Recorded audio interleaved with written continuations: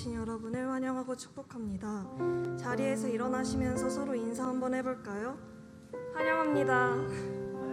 환영합니다. 축복합니다. 축복합니다. 저번 주에 이어 이번 주도 워십인 예배자를 주제로 영성훈련을 진행합니다. 어떠한 상황 가운데서도 항상 우리를 사랑하시고 지켜주시는 예수님을 예배하는 이 시간이 되길 원합니다. 다 함께 찬양하시겠습니다.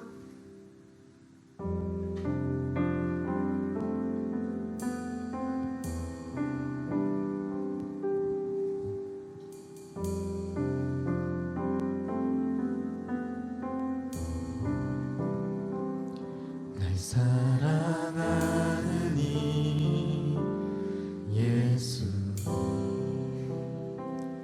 날 바라보는 이 예수, 날 지켜주는 이 예수,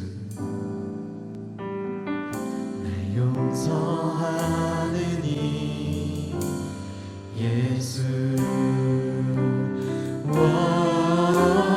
날 위해 죽으신 그 사랑 놀라워, 영원할 수 없는 그 사랑,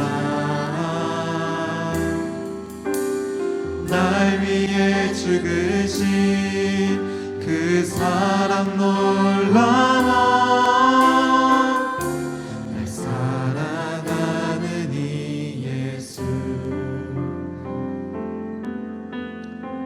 다시 한번 찬양합시다. 우리를 사랑하시는 그 예수님을 찬양하며 나아가기 원합니다. 날 사랑하는 이 예수, 날 바라보는 이 예수, 날 지켜주는 이 예수, 날 용서하는 이 예수, 날 위해 죽으신 그 사랑 놀라워, 영원할 수 없는 그 사랑, 날 위해 죽으신 그 사랑 놀라워, 사랑하는 이 예수, 날 위해 죽으신 그 사랑 놀라워, 영원할 수 없는 그 사랑, 날 위해 죽으신 그 사랑 놀라워, 사랑하는 이 예수, 날 사랑하신, 날 사랑하신,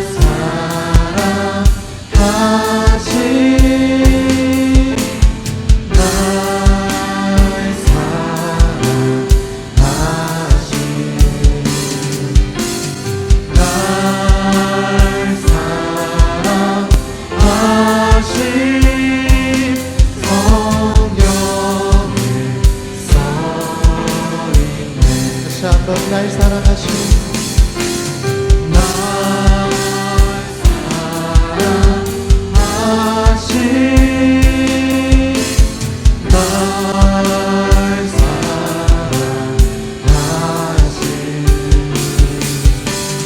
날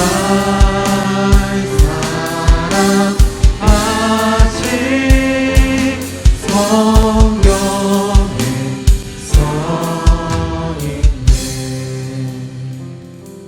사랑의 하나님, 주님이 주신 사랑이 저희들을 통해 멈추지 않고 흘러가길 원합니다. 저희들은 약하지만 성령님께서 인도해 주셔서 날마다 새롭게 하여 주시옵소서. 이 모든 예배의 영광을 홀로 받으실 예수님의 이름으로 기도드립니다. 아멘. 다 함께 우리를 인도하시는 빛이 되시고 삶의 이유 되시는 주님을 찬양합시다. 다 함께 찬양합시다.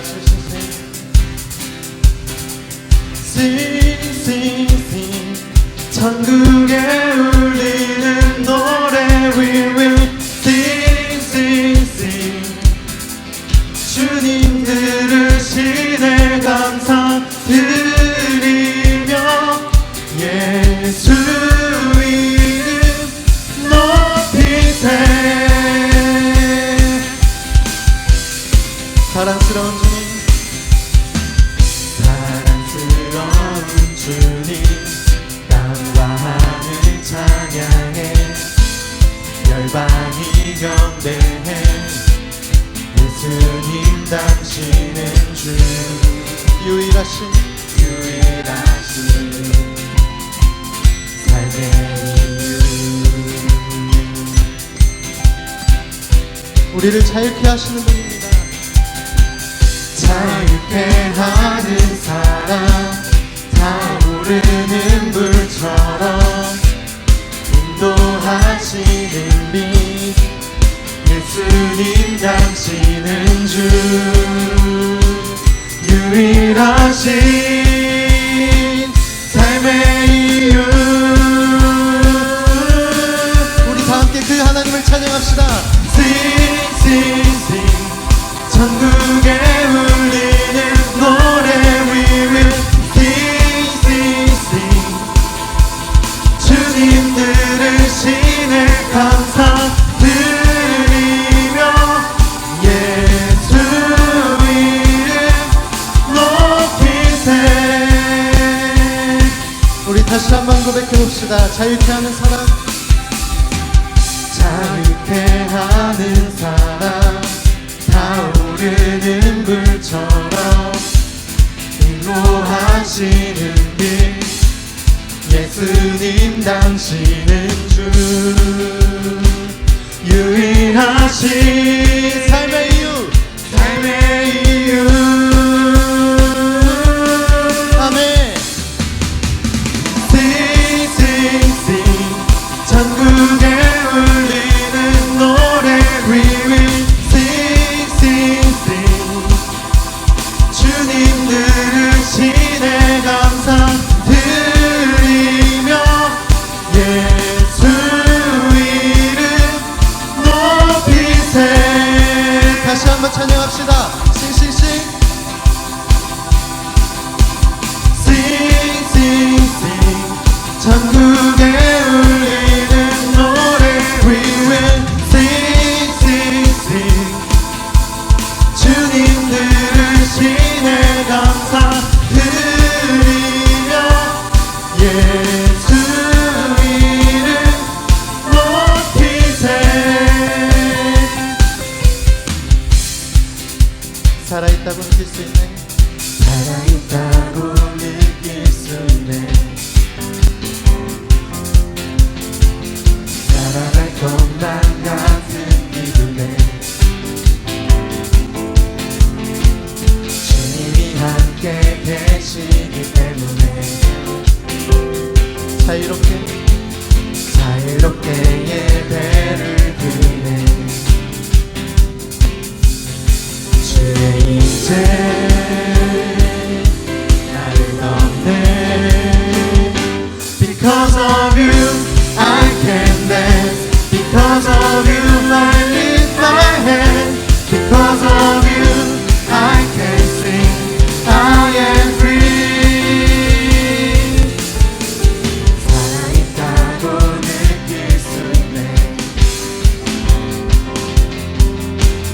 살아갈 것만 같은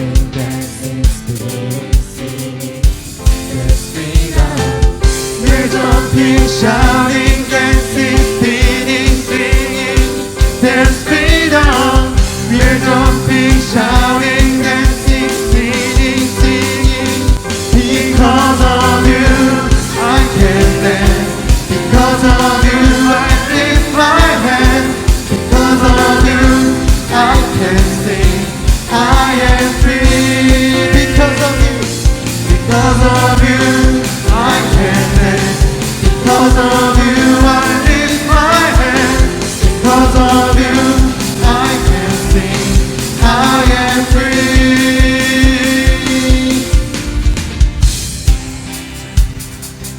주의 자비로 춤추며 주님께 헌신하는 기쁨으로 찬양하는 세대가 되길 원합니다. 주님께 기쁘게 박수치며 찬양합시다. 할렐루야. 주잡이 춤추게 하네. 주잡이 춤추게 하네. 모든 것 다 내 찬양해. 춤을 추며 주잡이 감사해. 주 영광 외치게 하네. 땅에서 주를 높이며 주의 영광 우리서 찬양해. 넘쳐 흐르는 용서받은 영혼 이제 주를 보내.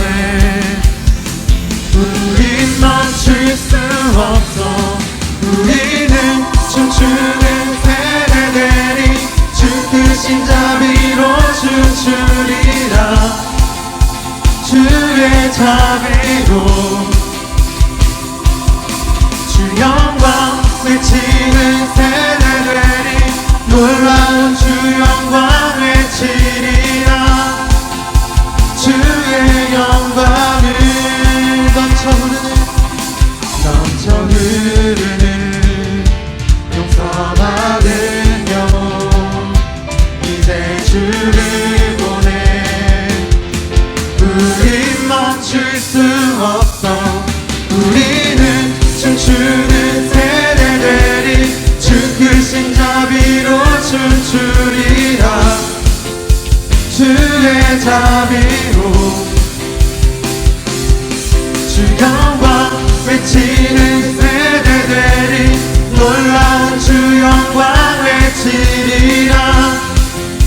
주의 영광을 우리 다시 한번 불러봅시다. 넘쳐 흐르는 용서받은 영혼 이제 주를 보내.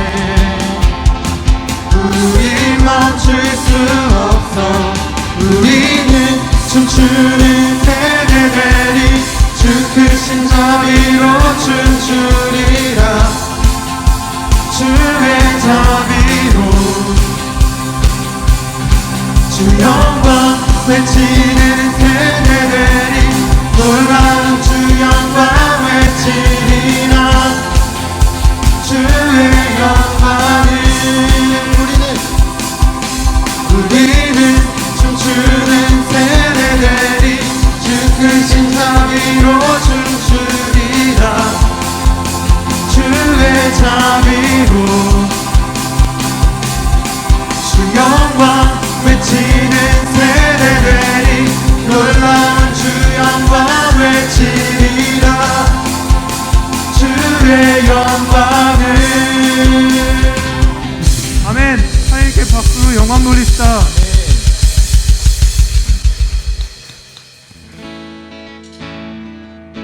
세상 그 어떤 것보다 강하신 주님께서 우리의 힘 되십니다. 할렐루야.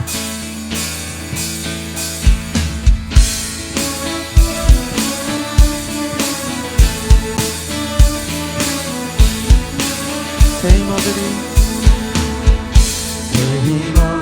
주를 바랄 때 주를 바랄 때 우리 주를 바랄 때 새 힘어들이 주를 바랄 때 주를 바랄 때 우리 주를 바랄 때 주님 통치하시네. 소망 구원 주시네.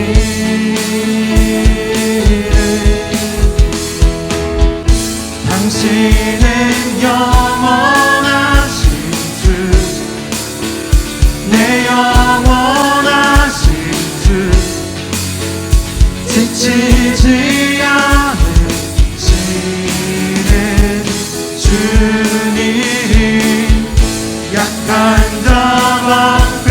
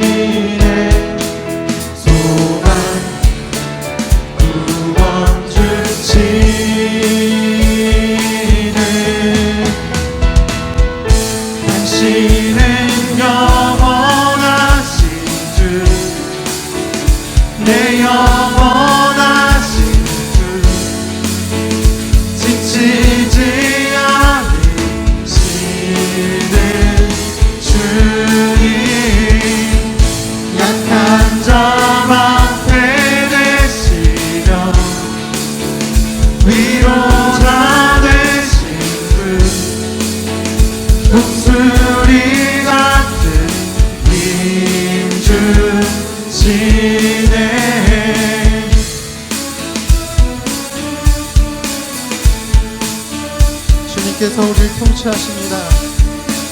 주님 통치하시네.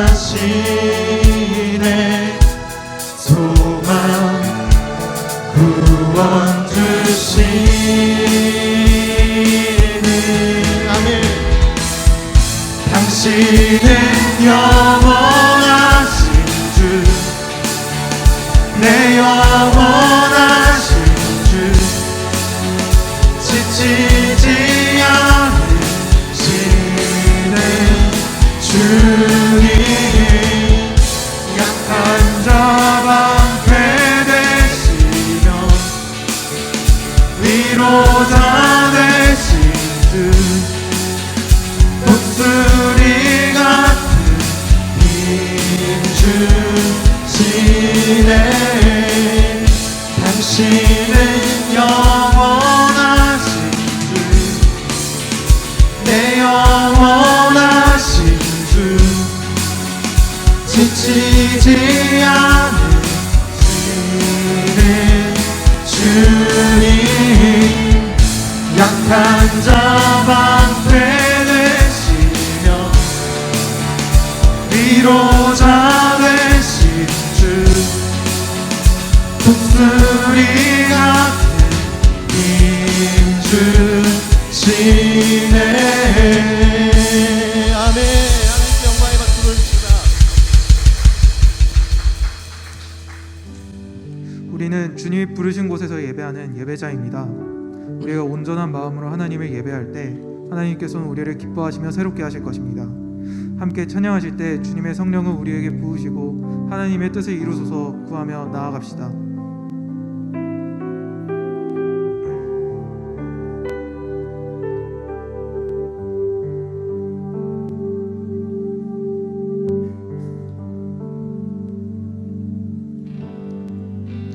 주님이 부르신 곳,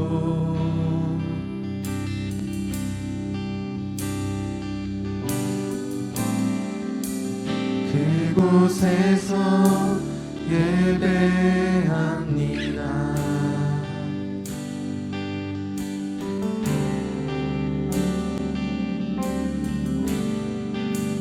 주님이 이끄신 곳,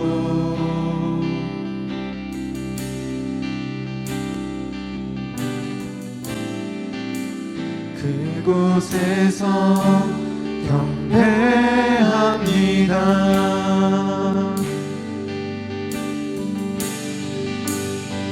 주님이 기뻐하시는 거룩한 삶의 예배, 온전한 예배 드리기 원하네.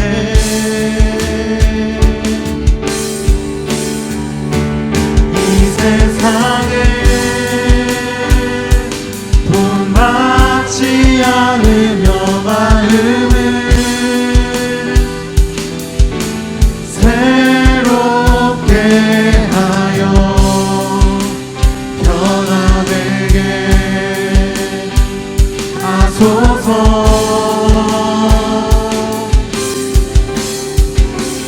하나님의 선하시고 기뻐하시는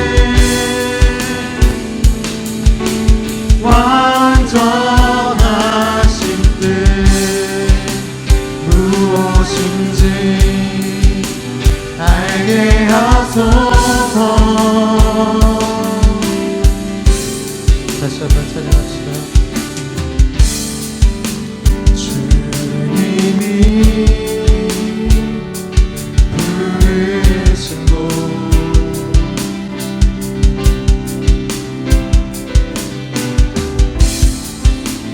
그곳에서 예배합니다.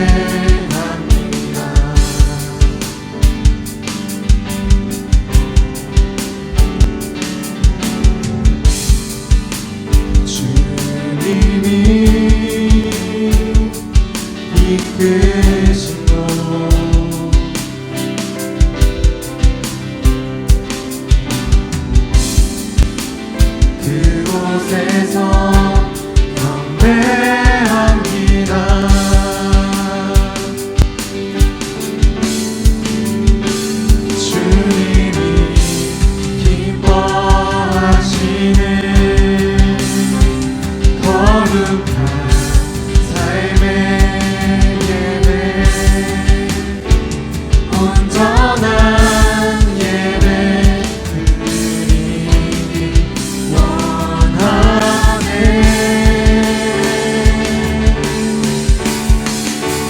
이 세상을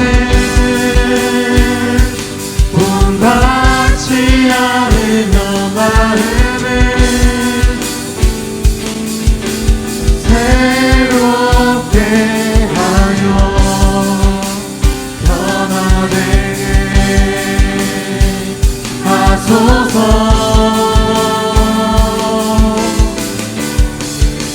하나님의 선하시고 기뻐하시는 완전하신 뜻 무엇인지 알게 하소서. 이 세상은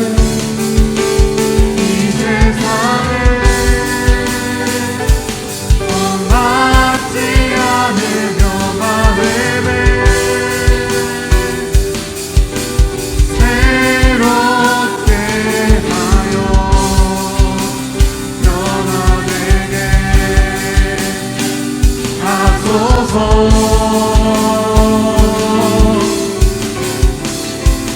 하나님의 선하시고 기뻐하시는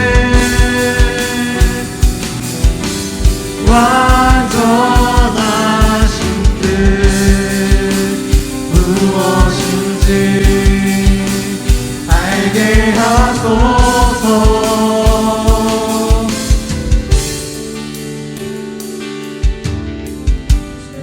주님이 부르신 곳에서 주님이 기뻐하시는 예배드리며 주님께 나아갑니다.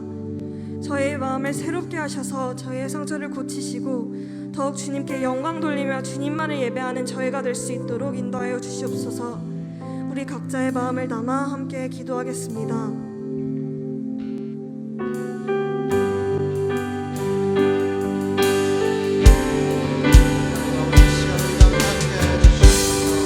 하나님을 기쁨으로 찬양하며 하나님을 바라보기 원합니다. 아버지를 인도하여 주시옵소서. 사랑하는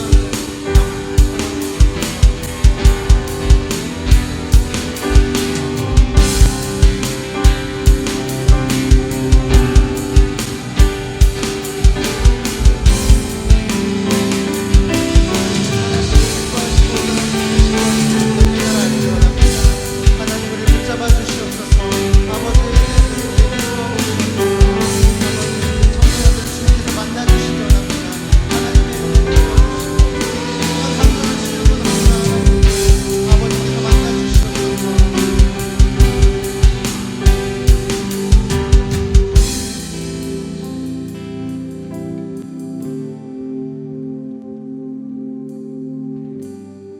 우리를 불쌍히 여기시고 우리의 눈물을 거두시는 주님께 찬양함으로 나아갑시다.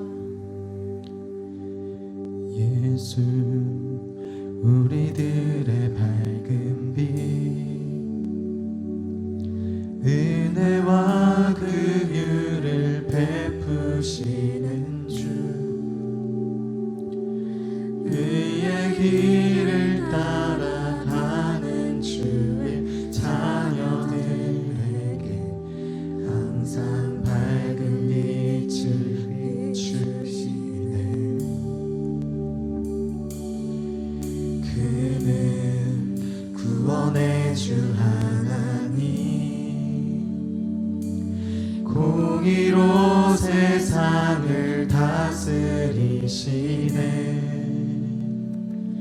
주를 경외하는 자들에게 부어주시는 놀라운 주님의 영광. 하늘에서 찬란하게 빛나는 주의 영광 이 땅에 오셨네. 어둠을 밝히고 주시네. 영원히 빛나는 나의 예수님 높이 영광과 찬양 받으신 그 이름 경배합니다. 슬픔을 거두고 내게 잘해주시네. 내 노래를 영원한 나의 빛 예수께. 우리 다시 한번 찬양합시다. 예수 우리들의 밝은 빛. 예수 우리들의 밝은 빛. 은혜와 긍휼을 베푸시는 주. 그의 길을 따라가는 주의 자녀들은 항상 밝은 빛을 비추시네. 그는 구원의 주 하나님 공의로 세상을 다스리시네. 주를 경외하는 자들에게 부어주신 놀라운 주님의 영광. 하늘에서 찬란하게 빛나는 주의 영광 이 땅에 오셨네. 어둠을 밝히고 새 생명 주시네. 영원히 빛나는 나의 예수님 높이 영광과 찬양 받으신 그 이름 경배합니다. 슬픔을 거두고 내게 잘해주시네. 기쁨의 노래를 영원한 나의 빛 예수께. 우리 목소리를 높여서 높이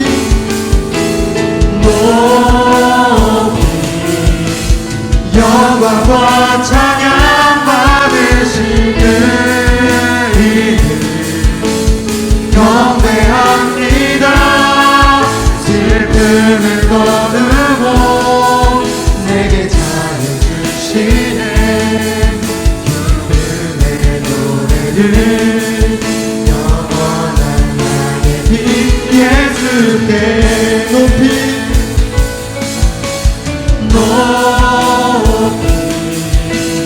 영광과 찬양 받으실 그 이름 경배합니다. 슬픔을 거두고 내게 잘해주시네. 기쁨의 노래를 영원한 나의 빛 예수께. 내가 받는 모든 땅 주를 예배하게 하소서. 주의 보혈로 덮어지게 하소서. 내가 선이고 주의 거룩한 곳 되게 하소서. 주의 향기로 물들이소서. 내가 받는 모든 땅 내가 받는 모든 땅 주를 예배하게 하소서. 주의 은혜로 덮어지게 하소서. 내가 선이고 주의 거룩한 곳 되게 하소서. 주의 향기로 물들이소서. 내가 선이고 주의 거룩한 곳 되게 하소서. 주의 향기로 물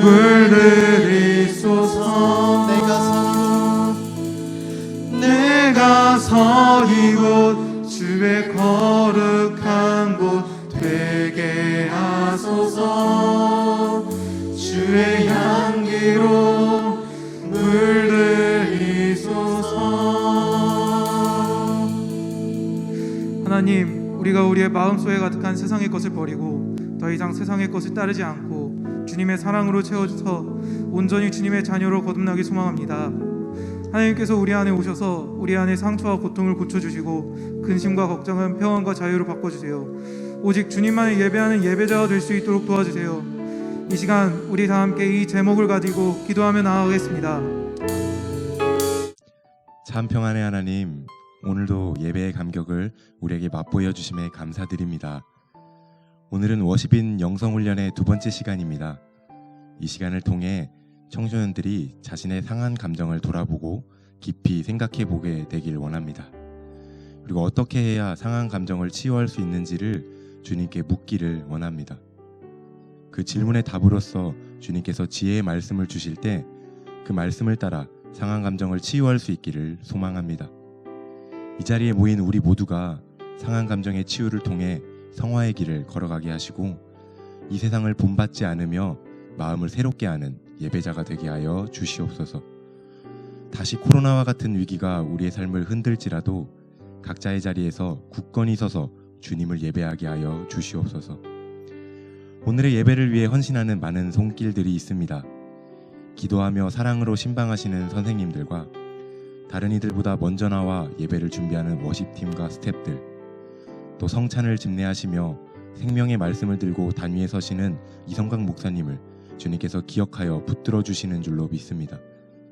그들에게 날마다 새 힘을 주시며 지치지 않게 하시기를 간절히 바랍니다.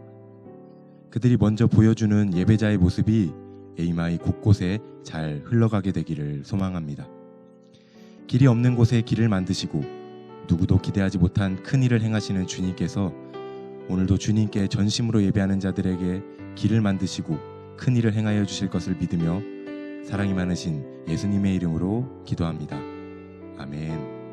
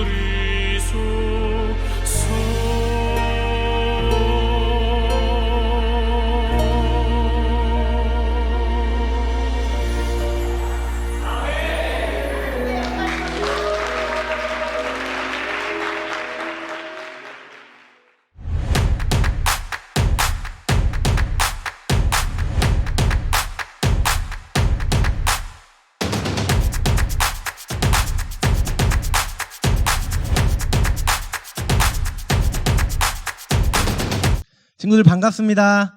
오늘도 예배 자리에 나오신 여러분을 진심으로 환영합니다. 광고를 몇 가지 진행하려고 하는데요. 첫 번째 광고입니다. 청소년부는 안전을 지키며 생활 속 거리 두기를 준수하기 위해서 마스크를 착용하고 또 발열을 체크하고 손을 소독하고 지정 좌석에 앉아서 예배를 드리고 있습니다. 여러분 많이 불편하실 거 잘 알지만 이 규칙에 따라서 주님 앞에 예배하는 그런 예배자가 됐으면 좋겠습니다. 두 번째 광고입니다. 매주 목요일에는 유튜브에 다양한 컨텐츠가 업로드되고 있습니다. 이 영상을 함께 보시면서 성광 신앙 공동체를 기억하고 또 우리의 신앙을 지키고 살아계신 하나님을 갈망하는 그런 청소년부가 되기를 간절히 소망합니다. 세 번째 광고입니다. 청소년부 예배는 주일 예배가 마쳐진 후에 오후에 편집되어서 유튜브에 업로드되고 있습니다. 예배에 오지 않은 친구들에게 링크를 보내주시고 신방해 주시면 감사하겠습니다. 네 번째 광고입니다. 예배 후에는 이곳 에이마이홀에서 교사회의가 진행됩니다. 선생님들은 잊지 말고 함께 해주시면 감사하겠습니다. 다섯 번째 광고입니다. 8월 청소년부 예배는 8시 30분 한 번만 드려집니다. 여러분 꼭 기억하시고 8시 30분에 이곳에서 만났으면 좋겠습니다. 마지막 광고입니다. 비전을 발견하고 디자인하라. 비발디 프로젝트가 8월 16일 주일부터 시작됩니다. 여러분 이성강 목사님께 신청해 주시고 많은 관심 보여주셨으면 좋겠습니다. 네, 이것으로 광고를 모두 마치겠습니다. 나도 애들이랑 얘기해보고 싶다.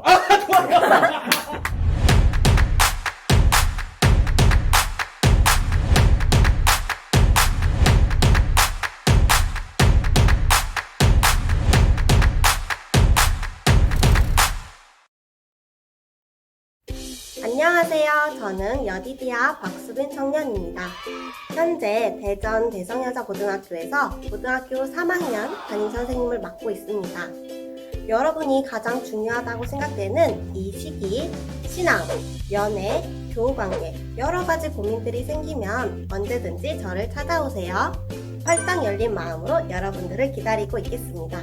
그럼 안녕, 다시 만나요. 안녕하세요. 저는 청소년부에서 중고등부 3학년을 담당하고 있는 창동진 선생님이라고 합니다. 저는 카이스트에서 연구원을 하고 있고요.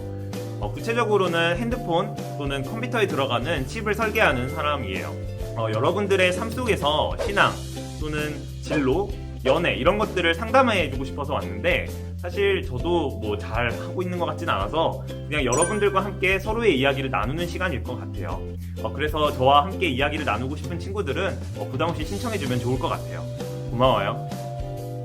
사랑하는 에이마이 청소년부 친구들.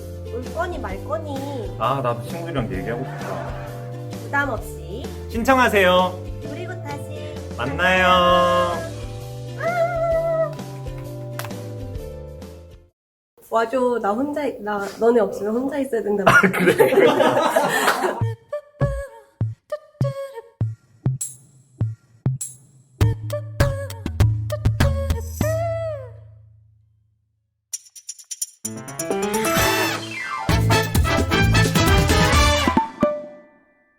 여러분 반갑습니다.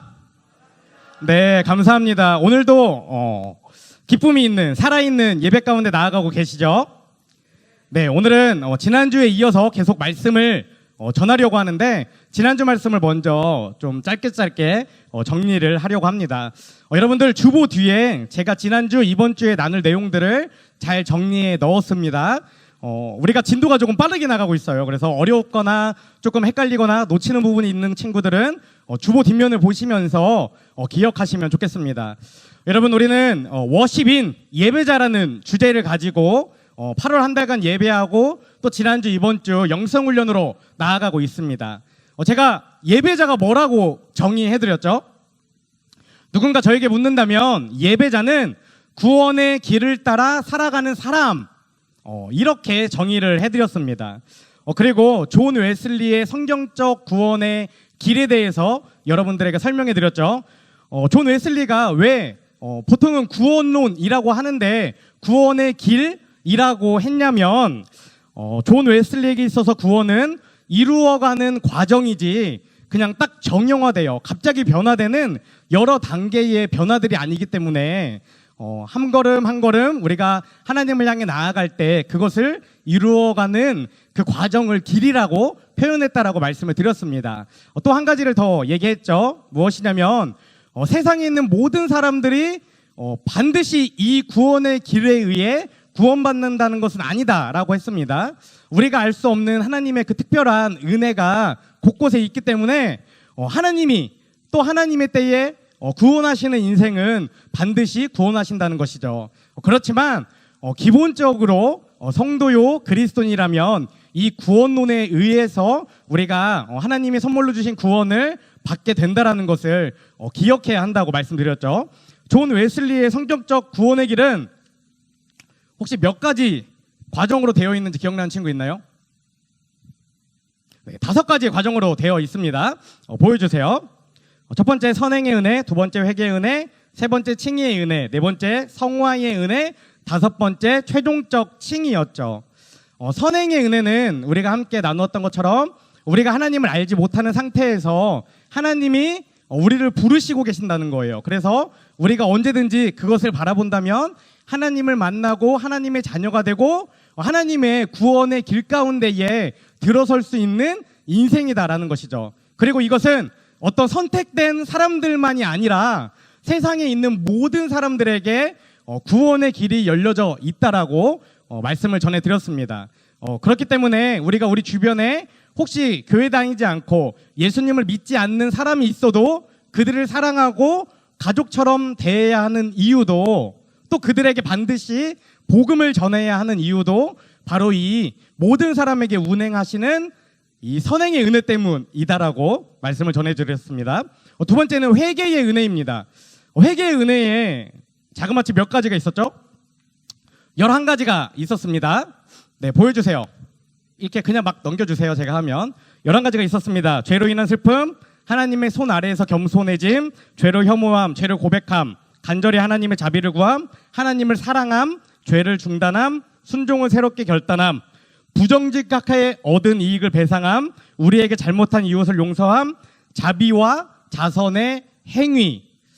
우리가 보통 생각할 때에 회개라는 것은 나의 죄를 하나님 앞에 고백하는 것을 회개라고 생각합니다. 그런데 존 웨슬리가 말하는 회개는 그것뿐만이 아니라 그것을 넘어서서 뭐라고 돼 있죠? 우리에게 잘못한 이웃을 용서함, 부정직하게 얻은 이익을 배상함, 자비와 자선에까지 나아가는 것, 그것을 회개라고 했죠. 하나님 앞에 나아가기 위해서는 반드시 회개를 해야 합니다. 하나님의 구원받은 백성으로 살아가기 위해서는 우리에게 먼저 되어야 하는 것은 반드시 회개입니다. 여러분이 이 사실을 분명히 기억하셨으면 좋겠습니다. 그리고 세 번째는 칭의의 은혜입니다. 칭의는 하나님이 나를 의롭다라고 칭해주는 것이었죠. 지난주에 위대한 쇼맨 영화를 통해서 그것이 무엇인지 여러분들과 함께 나누었습니다. 우리의 모습은 여전히 그대로인데 내가 하나님을 믿고자 하나님께 나아가고 또 말씀을 볼 때에 깨닫는 것이 있고 또 그것들을 삶 가운데 실천하면서 앞에 있는 11가지의 이 회개의 과정을 계속 겪으면서 하나님께 나아가면 하나님이 그 모습을 보시고 우리를 의롭다라고 칭해 주시는 거예요. 그리고 그 칭의의 은혜가 나타날 때에 같이 일어나는 것이 중생의 은혜라고 했습니다. 그것은 본 어게인, 다시 태어남을 의미하는 거예요.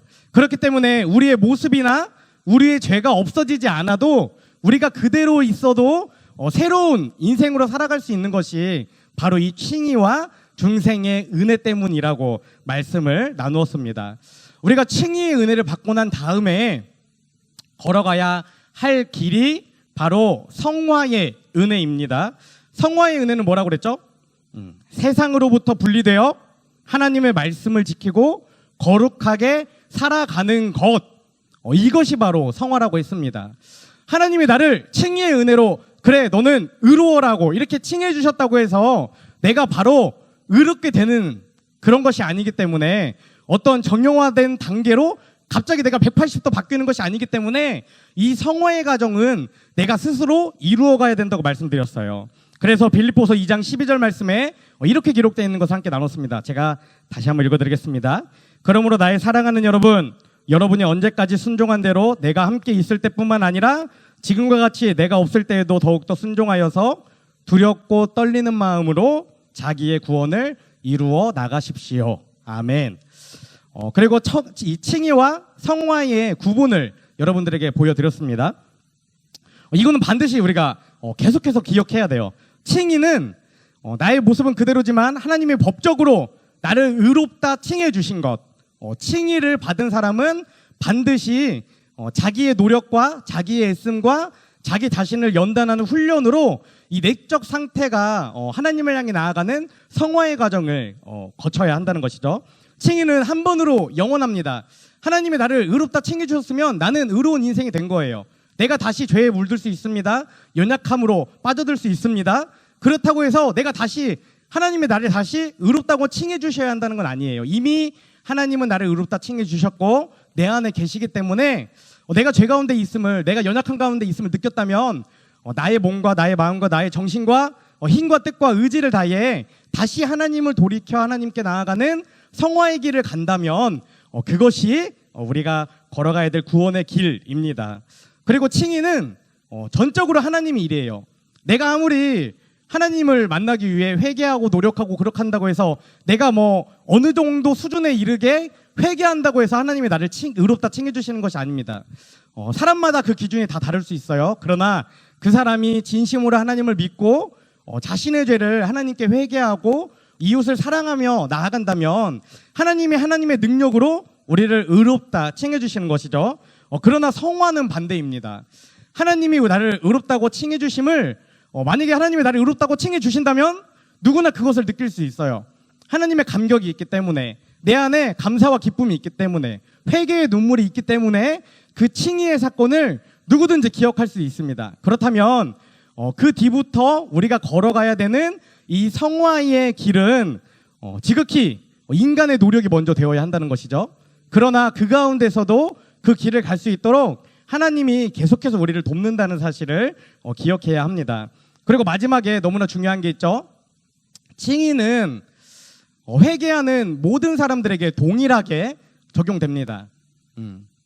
그러나 성화는 내가 노력하지 않으면, 내가 중간에 포기한다면, 내가 하나님으로부터 돌아서서 세상을 향해 나아간다면 성화의 과정은 이루어질 수 없어요.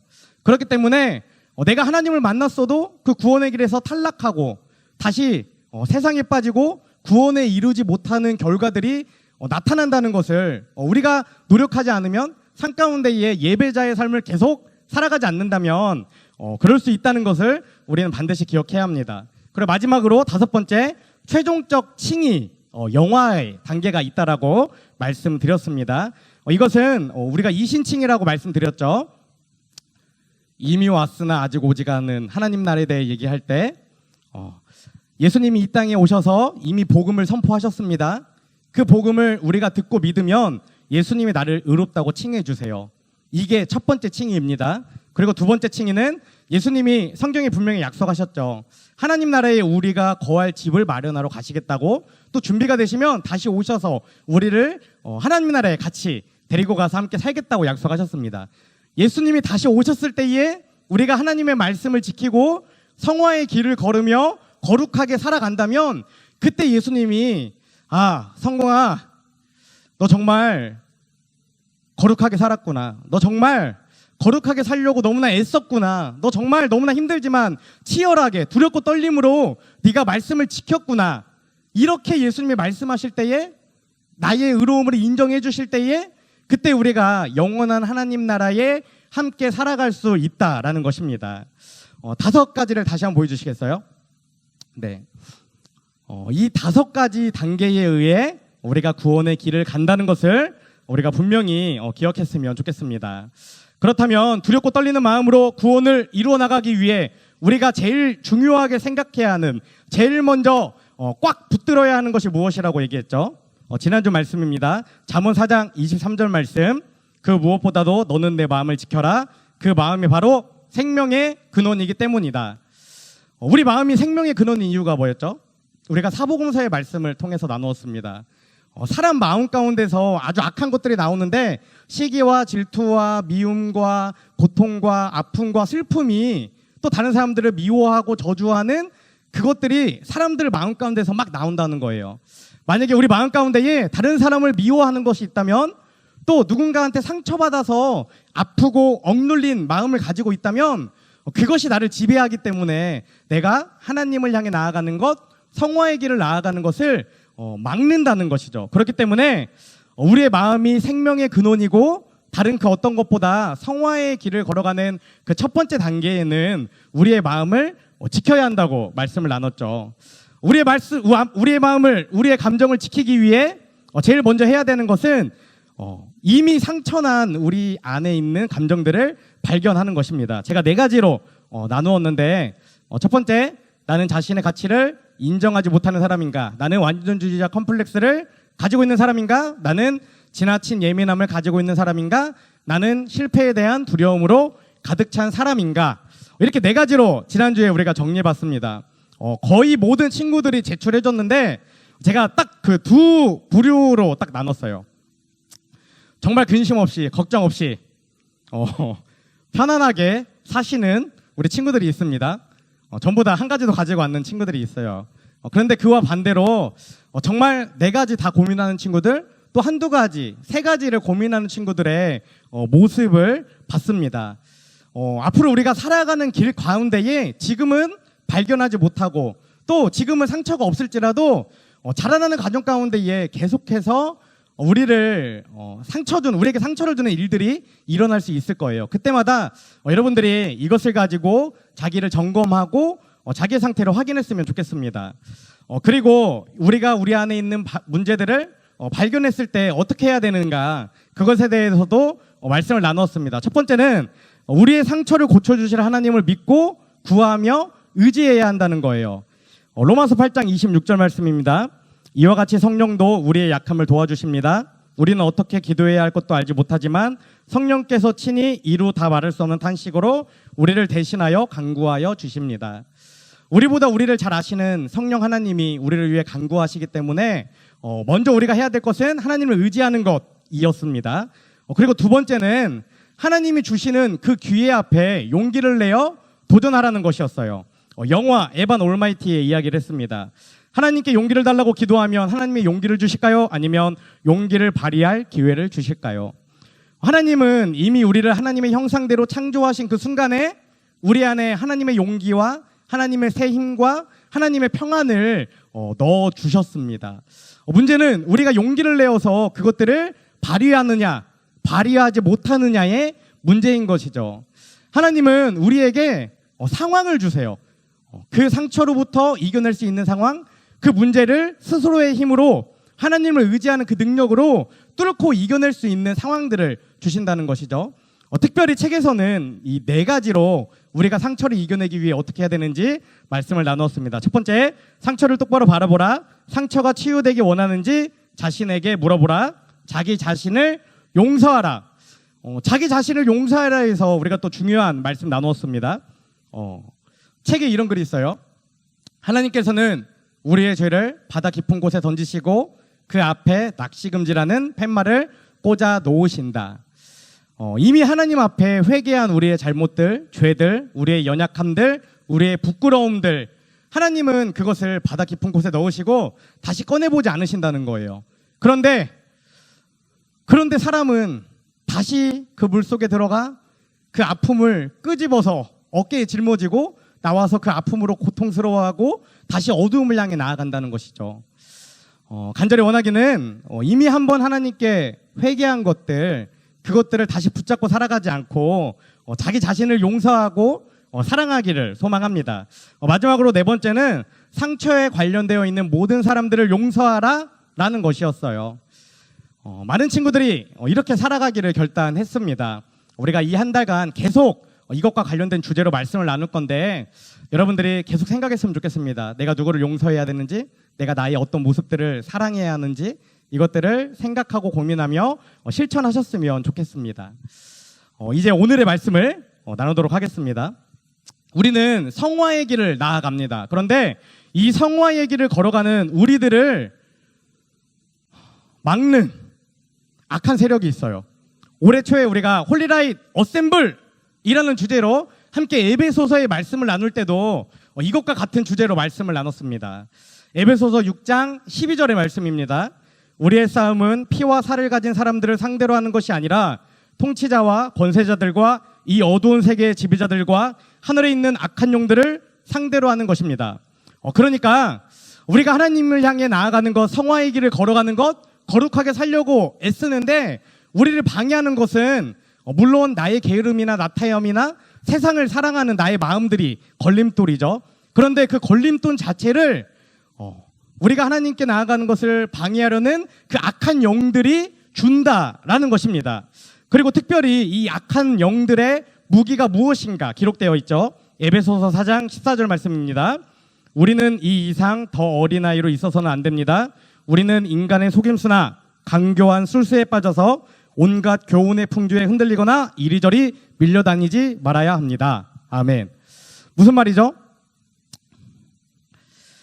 그러니까 악한 영들은 우리를 어떤 눈에 보이는 행동이 아니라 우리 주변에 있는 어떤 사람들의 말이나 행동이나 악한 술수나 그 강교함을 가지고 나의 마음을 어지럽히고 내가 하나님께 나아가는 것을 막는 가장 큰 무기로 사용하고 있다라는 것입니다. 여러분이 만약에 구원의 확신을 가지고 있고 나는 그리스도입니다 라고 고백하고 있는 상황 가운데에서도 이런 생각이 들 수 있어요. 나는 엉망진창이야. 난 제대로 하는 게 하나도 없어. 난 왜 이 모양이지? 내가 정말 하나님의 형상대로 지음받은 하나님의 백성이 자녀가 맞나? 이런 고민들이 든다면 이것이 바로 우리를 넘어뜨리고 하나님으로 가는 것을 막는 악한 영들의 그 강교한 말들이다라는 것입니다. 내가 스스로 생각하는 것이 아니라 다른 사람들이 나에게 그렇게 말할 수도 있어. 너는 못해. 너는 왜 그래? 너는 왜 그 모양이야? 그렇게 말하는 것 또한 그들을 이용해서 나를 넘어뜨리려는 악한 영들의 그 나쁜 수법이다라고 오늘 말씀을 통해 우리가 이해할 수 있는 것이죠. 그런데 계속 함께 나누고 있는 상한 감정의 치유라는 책에는 이것에 대해 아주 구체적으로 써 있어요. 이렇게 써 있습니다. 사탄은 영적 세계에 있는 존재이므로 우리의 연약함을 알고 있다. 그는 우리의 연약함을 이해하고 우리를 대적하는 수단으로 그것을 악용한다. 너무 무서운 말입니다. 너무 끔찍한 말이에요. 사탄이 이미 우리가 무엇에 약한지, 어떤 것에 쉽게 좌절하고 넘어지는지 그것을 알고 있다라는 거예요. 그런데 이상한 것이 있죠.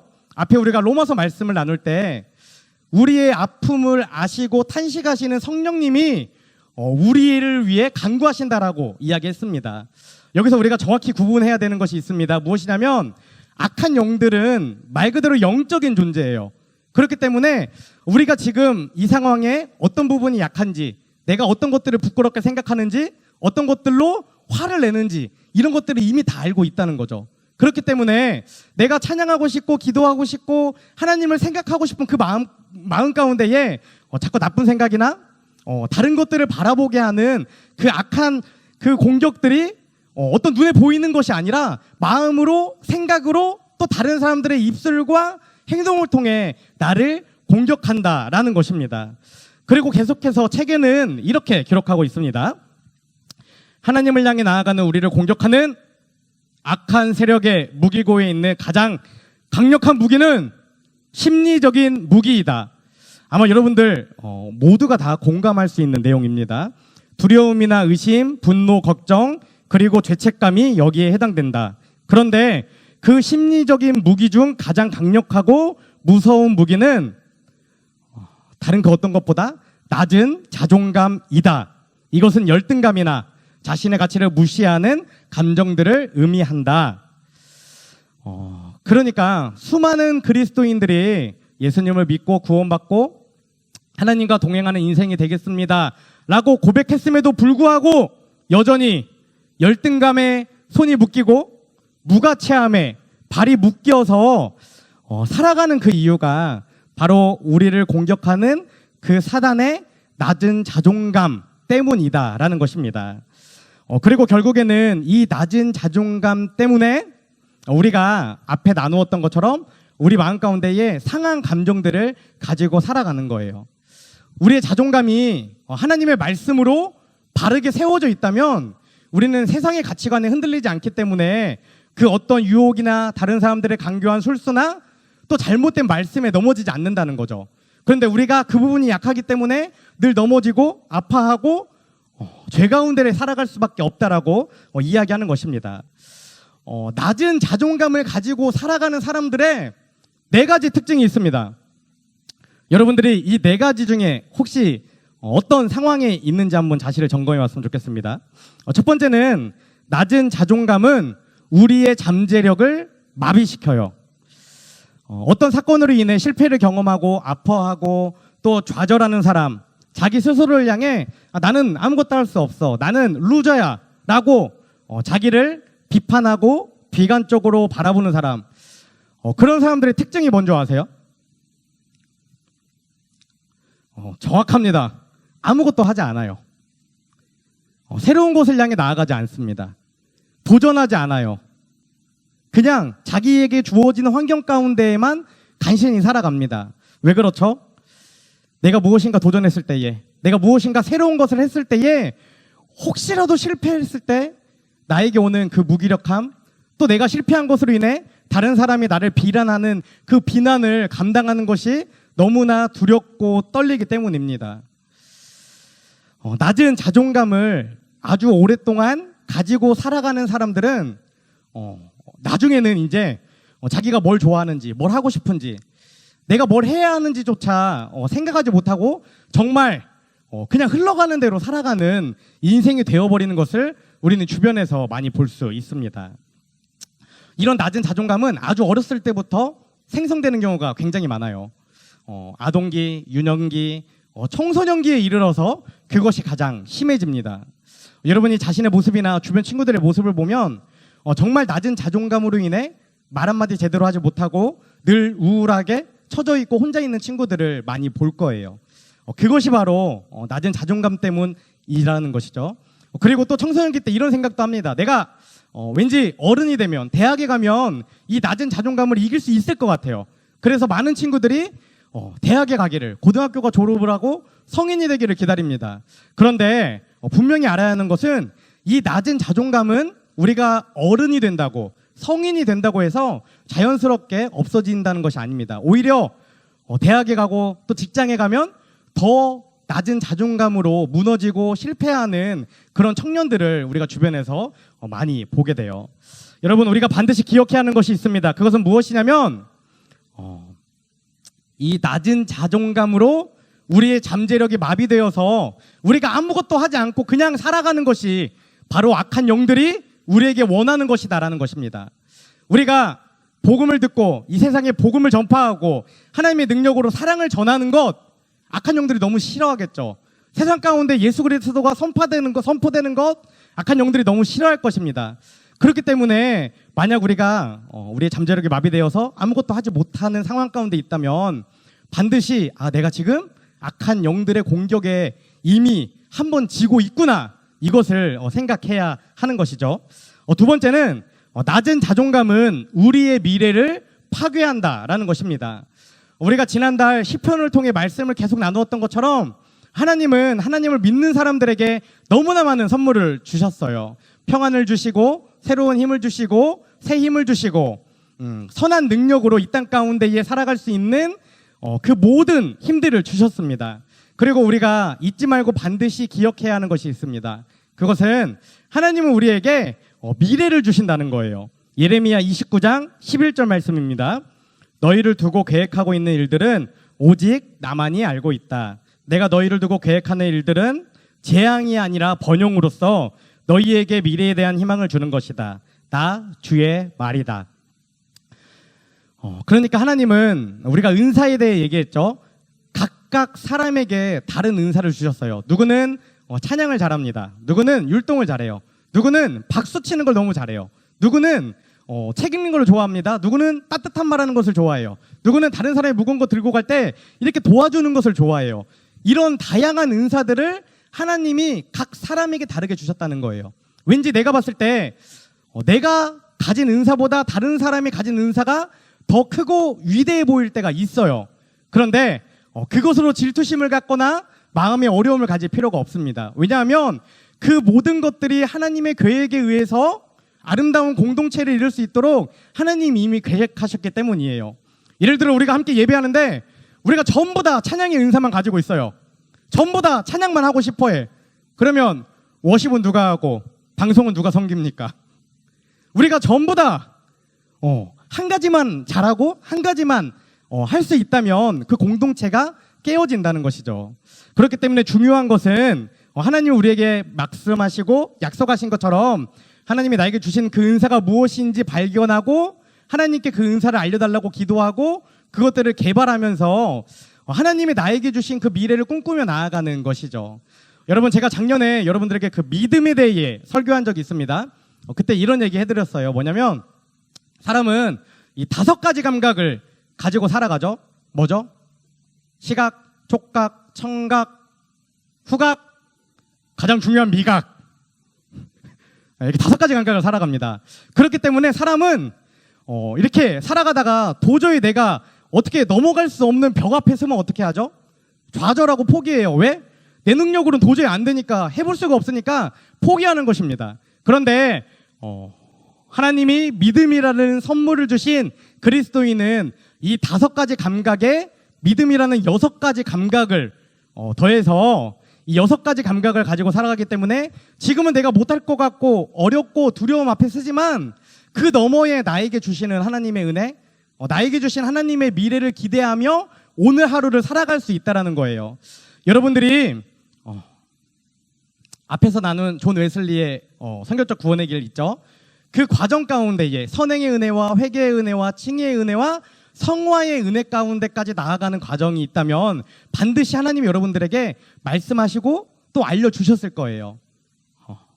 간절히 소망하기는 우리가 낮은 자존감을 가지고 있다면 하나님이 우리에게 주신 그 미래마저 빼앗겨 버린다라는 사실을 기억하셨으면 좋겠습니다. 세 번째는 낮은 자존감은 우리의 모든 관계를 해친다라는 것입니다.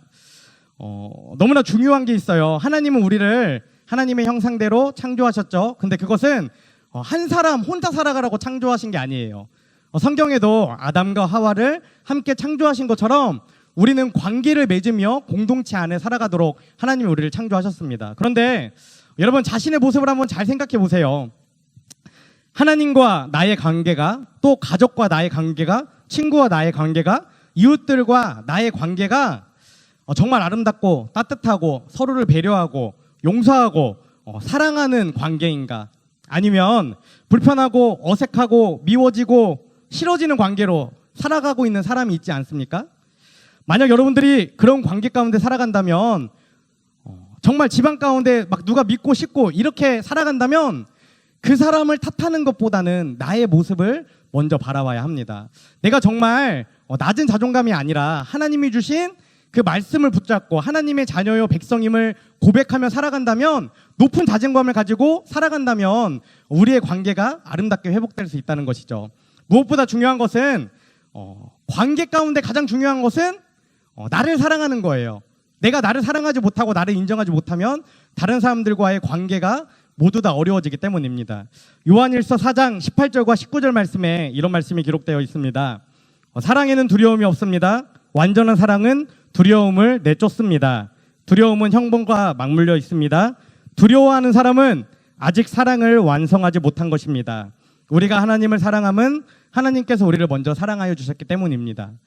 간절히 소망하기는 하나님이 나를 사랑하셨다는 그 사실을 믿고 고백함으로 나를 사랑하고 이웃을 사랑하고 하나님을 사랑하며 우리의 파괴되어진 관계가 회복되기를 간절히 소망합니다.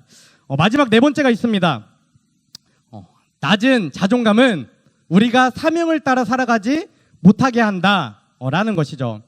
여러분 반드시 기억해야 하는 것이 있습니다. 반드시 기억해야 하는 것이 있습니다.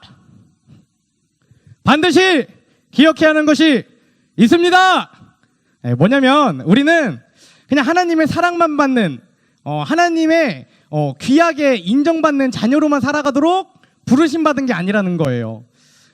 지금 나의 모습이 아직 어리고 연약하고 또 누군가에게 말도 잘하지 못하는 부끄러움 가운데 있을지라도 우리가 분명히 기억하고 마음속에 품고 훈련하고 연습해야 하는 것은 하나님이 우리에게 주신 동일한 사명이 있고 우리는 그 사명을 이 땅 가운데에 실천하는 사명자의 역할을 부여받았다는 거예요.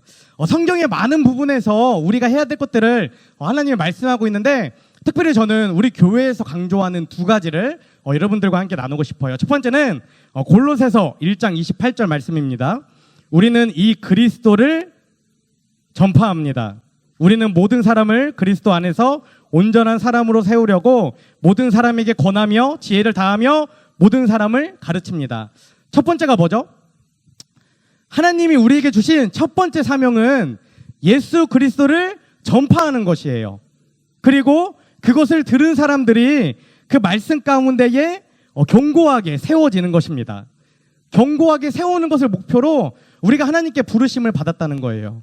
우리가 이 사명을 완수하기 위해 가장 중요한 게 뭐죠? 내가 먼저 그리스도에 대해 확신을 갖는 것입니다. 내가 먼저 그리스도를 확실히 믿고 그 확신을 가지고 나아가는 거예요. 그리고 두 번째는 사도행전 1장 8절의 말씀입니다. 그러나 성령이 너희에게 내리시면 너희가 권능을 받고 예루살렘과 온 유대와 사마리아에서 그리고 마침내 땅끝에까지 나의 증인이 될 것이다.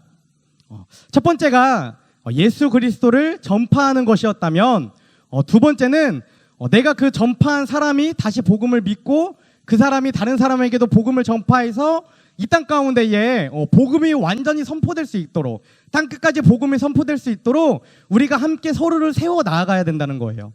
여기서 또 중요한 게 있습니다. 무엇이냐면 관계가 굉장히 중요한 거예요. 우리가 어떤 사람에게 복음을 전할 수 있습니다. 그런데 중요한 것은 그 사람이 복음을 가지고 계속 살아갈 수 있도록 계속 그 사람을 케어해 주어야 한다는 거예요. 멀리서 오랜만에 만난 친구일 수 있죠. 내가 복음을 전했다면 딱 시간을 정해놓고 기간을 정해놓고 계속해서 그 사람이 복음을 믿고 있는지, 복음을 알고 있는지, 그 사람이 다른 사람에게 복음을 전할 만큼 믿음이 성장했는지를 계속해서 체크하면서 살아가야 된다는 것입니다. 여러분, 우리는 이 땅 가운데에 하나님의 메신저로 하나님의 말씀을 전하는, 예수 그리스도를 전하는 사명자로 부름받은 거룩한 인생이다라는 사실을 분명히 기억하셨으면 좋겠습니다. 네 가지를 한번 보여주시겠어요? 우리가 낮은 자존감으로 살아간다면 우리의 잠재력은 마비될 것이고, 우리의 미래는 파괴될 것이고, 우리의 모든 관계는 깨어질 것이고, 우리는 사명을 따라 살아가지 못하고 하나님의 뜻을 이 땅 가운데 이루지 못하는 너무나 연약한 존재로 살아갈 수밖에 없습니다. 혹시 여러분이 이 네 가지 가운데에 어떤 상황 가운데 있는지 한 주간 스스로를 잘 점검해 보셨으면 좋겠습니다. 그리고 마지막이에요. 너무나 중요한 내용들입니다. 이렇게 내 안에 있는 낮은 자존감이 나를 어렵게 하고 실패하게 하고 상화의 길 가운데에 넘어지게 한다면 무엇으로 이것들을 이겨낼 수 있는가 하는 것이죠. 첫 번째는 디모데후서 4장 7절 말씀에서 찾을 수 있습니다. 나는 선한 싸움을 다 싸우고 달려갈 길을 마치고 믿음을 지켰습니다. 그러니까 무슨 말이냐면 내가 그 악한 영들과 나를 넘어뜨리려는 그 심리적인 무기, 낮은 자존감과 치열하게 싸워야 되고 그 싸움을 계속해야 되고 마침내는 믿음을 지켜내야 한다는 것이죠. 이것을 세 가지로 여러분들에게 설명드리려고요. 첫 번째는 싸우기 위해, 믿음을 지키기 위해 첫 번째, 바른 신학을 정립하라 라는 것입니다. 보통의 성도들, 보통의 그리스도인들은 신학이 아니라 신앙을 가지고 살아갑니다. 정확히 말하면 신학은 가지려고 하지 않아요. 신학은 배우려고 하지 않습니다. 그냥 내가 하나님을 만난 그 경험, 따뜻한 찬양의 가사, 나에게 가끔씩 이 꽂혀 들어오는 말씀, 이 신학만을 가지고 살아가려고 한다는 것이죠. 왜죠? 왠지 신학은 좀 어렵고 부담스럽고 말씀을 배우는 목회자들이 배워서 나에게 가르쳐 줘야만 할 것 같기 때문이죠. 그래서 대부분의 성도들이 신앙은 갖고 있지만 신학은 다른 사람들에게 의존하려 합니다. 그런데 여러분 잘 생각해 보세요. 신앙을 가지고 살아가는 사람들의 대부분의 문제가 바로 이 잘못된 신학에서 시작된다는 것을 우리는 기억해야 합니다.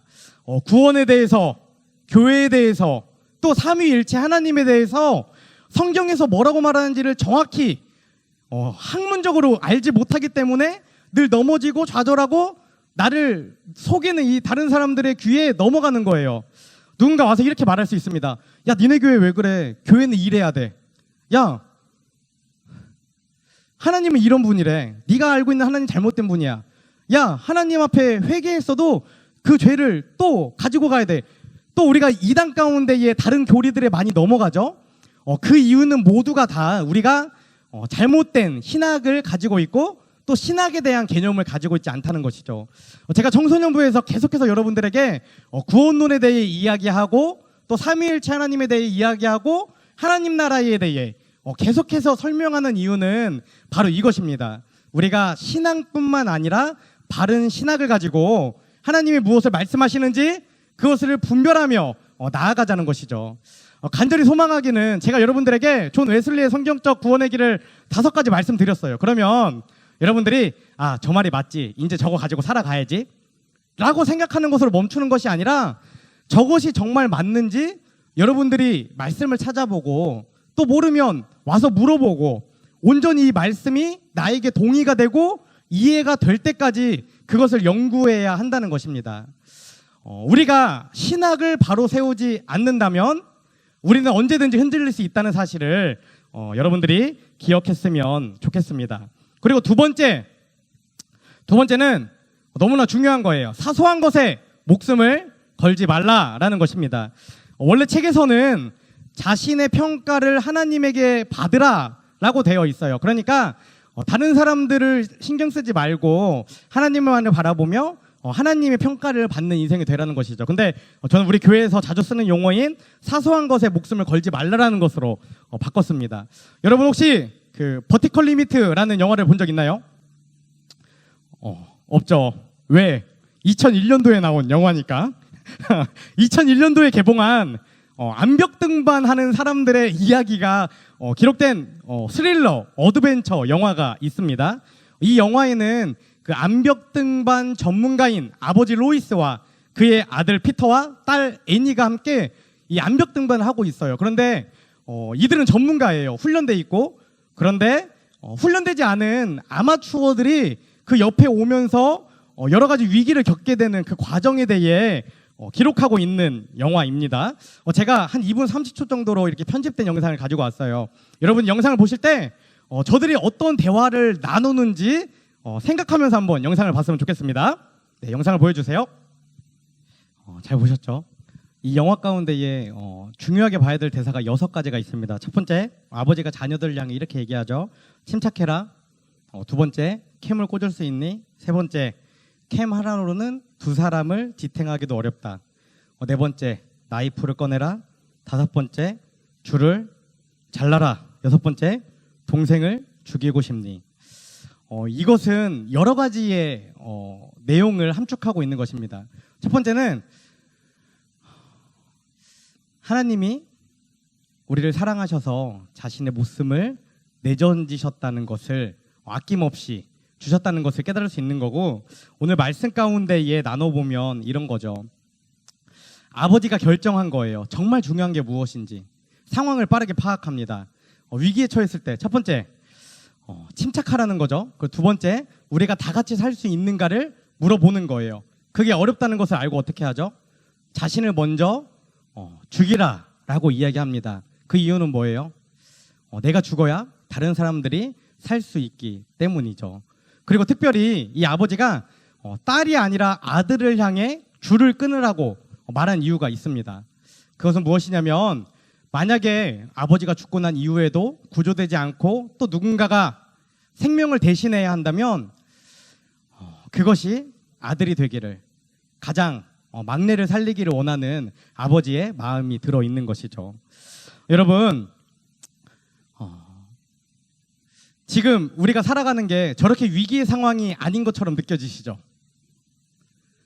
우리 육체 가운데 고난이 없으니까, 내가 정말 목을 졸리고 있지 않으니까 저렇게 죽음의 긴박한 상황 가운데 있다고 생각하지 않을 수 있습니다. 그런데 분명히 기억해야 하는 것은 우리는 영적으로 죽음 앞에 서 있다는 것을 기억해야 해요. 우리가 영적으로, 우리의 영이 지금 저 줄에 매달려서 끊어지기 일보 직전에 있다는 것을 기억해야 한다는 것입니다. 그렇다면 사소한 것에 목숨을 거는 것이 아니라 정말 중요한 것에 목숨을 걸어야 돼요.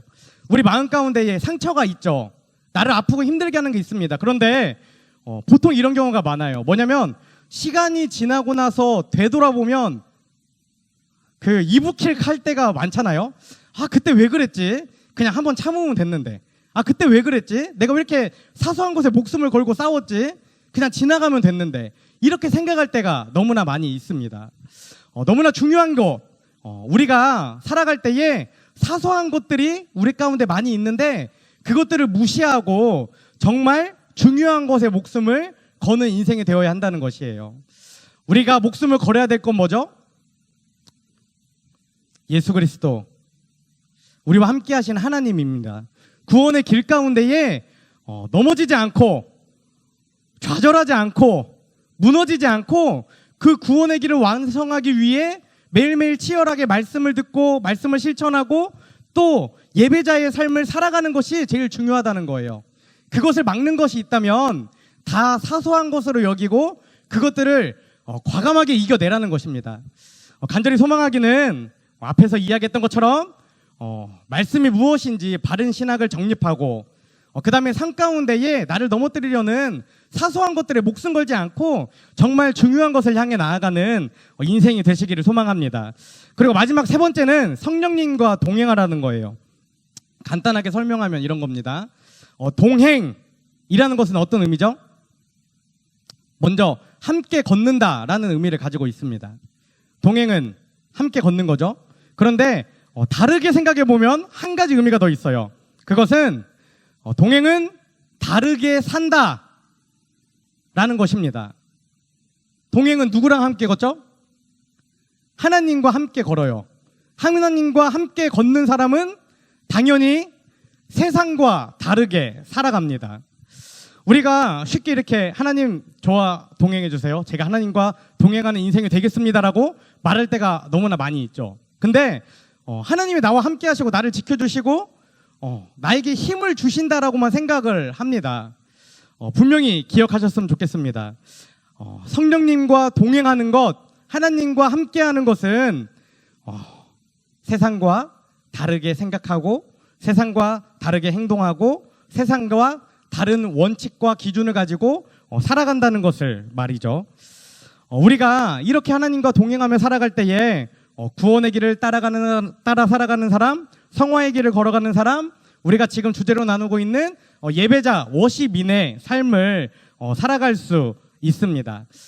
특별히 그 세 번째가 성령님과 동행하라라고 되어 있죠. 우리가 성령님과 동행해야 되는 이유는 무엇입니까? 요한복음 14장 26절 말씀에 기록되어 있습니다. 그러나 보혜사 곧 아버지께서 내 이름으로 보내실 성령께서 너희에게 모든 것을 가르쳐 주시고 또 내가 너희에게 말한 모든 것을 생각나게 하실 것이다. 성령 하나님이 우리 안에 계실 때에만 하나님이 우리에게 말씀하신 것들을 스스로 깨달을 수 있고 그것들을 잘 붙잡고 실천할 수 있는 그 능력을 주실 수 있기 때문이에요. 우리가 짧은 시간 여러 가지를 정리했고 또 함께 말씀을 나눴습니다. 간절히 소망하기는 여러분들이 이것들을 머릿속에 잘 기억하시고 외워두셨으면 좋겠어요. 그리고 또 다음 주부터 우리가 이번 한 달간 말씀을 계속해서 나눌 때에 이것이 이런 내용이었구나 이렇게 기억하면서 더 말씀에 깊이 나아갔으면 좋겠습니다. 마지막으로 말씀 하나만 더 나누겠습니다. 로마서 12장 2절 말씀입니다. 우리가 우리의 상한 마음을 지키기 위해 어떻게 해야 하는가? 우리가 우리의 마음을 지킬 수 있는 방법은 성경 가운데 제가 아무리 많이 봐도 방법은 방법은 여러 개인데 너무 중요한 방법은 이거 하나예요. 다른 그 어떤 것보다 이 말씀대로 살아가는 것입니다. 여러분은 이 시대의 풍조를 본받지 말고 마음을 새롭게 함으로 변화를 받아서 하나님의 선하시고 기뻐하시고 완전하신 뜻이 무엇인지를 분별하라라는 것입니다. 여러분, 내가 지금 딱 내 마음을 지키겠다고 결단해서 내일도 그렇게 살아가는 게 아니라는 거예요. 매일 아침에 눈을 뜰 때마다 하나님, 제가 저의 마음을 지키겠습니다. 내 안에 있는 상처들을 다 이겨내겠습니다. 하나님, 외부로부터 공격이 들어와도 제가 오늘 하루를 하나님과 함께 살아가겠습니다. 성령 하나님과 동행하겠습니다. 성령 하나님이 나를 가르치시고 깨닫게 하시고 인도하여 주시옵소서라고 매일매일 그렇게 고백하고 결단할 때 우리가 정말 우리의 마음을 지키며 살아가는 인생이 될 수 있다라는 거죠. 이 말씀을 기억하시기 바랍니다. 매일 아침, 매 순간 나를 넘어뜨릴 때마다, 나를 어렵게 할 때마다, 내가 포기하고 좌절하고 싶을 때마다 하나님, 내가 이 순간 다시 새롭게 마음을 먹습니다. 내가 다시 하겠습니다. 내가 다시 나를 점검하겠습니다. 내가 다시 하나님을 향해 나아가겠습니다. 이렇게 결단하는 것, 그렇게 살아가는 것, 우리가 그렇게 매일 매 순간 살아갈 때에 우리의 마음을 지키며 성화의 길을 따르며 하나님의 구원의 길로 향해 나아가며 예배자의 삶을 살 수 있을 것을 확신합니다.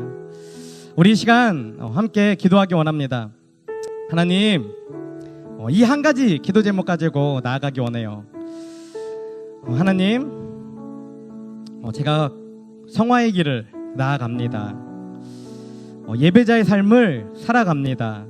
그러기 위해서 매일매일 나의 마음을 새롭게 하는 인생이 되게 하여 주시옵소서. 나를 힘들게 하는 상황 가운데에, 나를 고통스럽게 하는 아픔 가운데에, 나를 저주하는 다른 사람들의 말 가운데에, 행동 가운데에, 눈빛 가운데에 내가 잠잠히 하나님 앞에 나아가 나의 마음을 새롭게 하고 하나님의 그 사랑과 은혜를 누리며 나아가는 인생이 되겠습니다. 나를 인도하시고 붙잡아 주시고 그렇게 살아갈 수 있도록 하나님 함께하여 주시옵소서라고 우리 함께 기도하겠습니다. 사랑하는 하나님 감사합니다. 주님의 은혜 가운데 나아갑니다. 하나님 생명의 근원이 되는 우리의 마음을 지키기 원합니다. 하나님께 나아가는 우리의 길을 방해하는 그 악한 영들의 세력 가운데에 나의 마음을 견고히 지켜나가기 원합니다. 그러나 주님, 너무나 어려울 때가 많습니다. 도저히 참을 수가 없을 때가 많습니다. 좌절하고 넘어질 때가 많습니다. 그러나 주님, 내가 그 좌절에 억눌리지 않고 포기하지 않고 넘어지지 않고 암울과 어둠 가운데 머무르는 것이 아니라 하나님을 바라보며 나의 마음을 새롭게 하고 하나님을 향해 나아갈 수 있도록 아버지 동행하여 주시옵소서. 아버지 매일매일 매 순간순간 나의 마음을 새롭게 하는 인생이 되게 하여 주시옵소서. 아버지 하나님의 살아계심을 바라보며 나에게 평안을 주시는 새 힘을 주시는 그 하나님을 바라보며 나아가는 귀한 인생들이 될 수 있도록 아버지 함께하여 주시옵소서. 주님을 의지합니다. 사랑하는 하나님 감사합니다. 오늘도 주님의 은혜 가운데에 저희들을 불러주시고 우리가 함께 기뻐하고 찬양하고 기도하고 또 말씀을 나누며 하나님을 마음껏 예배할 수 있는 이 귀한 시간을 허락해 주심에 감사를 드립니다. 하나님, 간절히 소망하기는 우리의 믿음을 잃어버리기 너무 쉬운 이 시기 가운데에 하나님을 예배하는 것이 너무나 어려운 이 시기 가운데에 우리가 진정한 예배자로 세워지길 원합니다. 특별히 우리를 구원하시는 하나님의 그 구원의 길을 따라 우리가 신학을 정립하며 하나님의 말씀을 배우며 하나님을 향해 나아가기 원합니다. 주님, 성령 하나님의 가르치심과 깨달음으로 우리가 신학을 잘 정리하며 나아갈 수 있도록 아버지 함께하여 주시옵소서. 또한 하나님께 나아가는 그 길 가운데에 사소한 것에 목숨을 걸지 않는 인생이 되기 원합니다. 지금 나를 어렵게 하는 것, 나를 힘들게 하는 것, 그것을 붙잡고 그것에 아파하며 신음하며 살아가는 것이 아니라 정말 중요한 것, 복음, 예수 그리스도, 십자가의 능력, 그것들을 붙잡고 정말 중요한 것에 목숨을 걸고 다른 것들을 이겨내며 살아가는 우리 귀한 청소년들이 될 수 있도록 아버지 함께하여 주시옵소서. 또한 우리를 가르치시고 우리와 함께하시는 성령 하나님과 동행하는 인생이 되기 원합니다. 그냥 하나님이 나와 함께하심만을 고백하는 것이 아니라 하나님이 나와 함께하셨으니 내가 세상과 다르게 구별하며 세상을 따르지 않고 하나님과 함께 하나님과 동행하며 하나님의 말씀과 진리를 따르며 하나님의 의를 이 땅 가운데 이루며 살아가는 귀한 청소년들이 될 수 있도록 아버지 함께하여 주시옵소서. 주님, 지난주와 이번주 우리가 워십인이라는 주제로 뜨겁게 하나님을 예배했습니다. 간절히 소망하기는 이 예배의 감격이, 이 기쁨이 우리 안에 평생 남아있길 원합니다. 주님의 몸과 주님의 보혈을 우리가 함께 나누며 우리를 위해 흘리신 그 예수님의 십자가 사건을 우리 마음에 평생 간직하며 살아가는 귀한 우리 청소년들이 될 수 있도록 아버지 함께하여 주시옵소서. 주님, 마음이 너무나 아플 때가 있습니다. 힘들고 외롭고 어려운 마음들이 밀려옵니다. 도저히 하나님을 바라보지 못할 때가 있습니다. 그 모든 아픔과 어려움과 좌절과 절망 가운데에서도 새 길을 내시고 우리를 그 희망의 길로 인도하시는 하나님을 의지하며 이 한 주간 살아가는 우리 청소년들이 될 수 있도록 아버지 함께하여 주시옵소서. 이제는 우리를 위해 이 땅에 오신 예수 그리스도의 은혜와 독생자를 보내주신 하나님 아버지의 크신 사랑과 날마다 우리를 보호 인도 승리케 하시는 성령님의 내주 교통하심이 이 시간 바른 신학을 정립하고 사소한 것에 목숨을 걸지 않으며 성령 하나님과 동행하는 인생이 되어 산 가운데의 성화를 이루는 진정한 예배자가 되기를 결단하는 AMI 청소년들과 교사들과 청년들과 교육자들 위해 지금부터 영원까지 함께하옵시기를 간절히 축원하옵나이다. 아멘.